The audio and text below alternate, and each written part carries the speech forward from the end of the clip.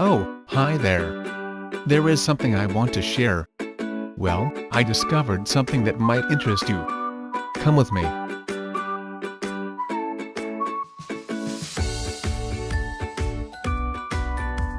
"90% of garbage floating in the oceans is plastic. And only 5% of it is recycled."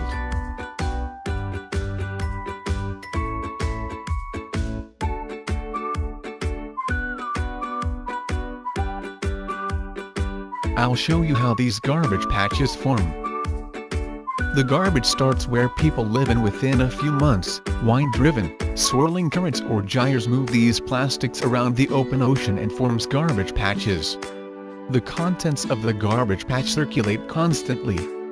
There are 5 main gyres in the world's oceans.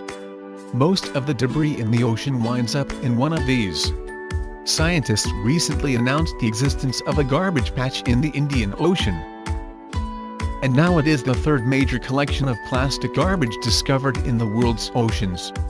The Indian Ocean garbage patch comprises a massive area, at least 2 million square miles in size, but with no clear boundaries.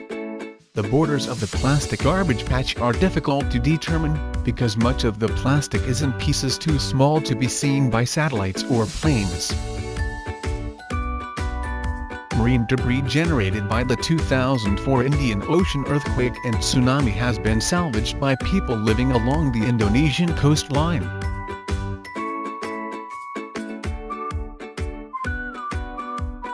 There is no island of trash. Rather, garbage patches resemble plastic soup or confetti.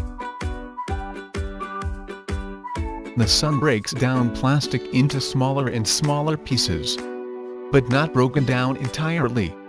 It remains as a polymer. The plastic ultimately becomes small enough to be ingested by aquatic organisms.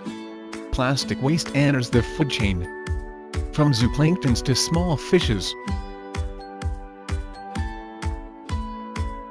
From small fishes to larger fishes. And into your stomach.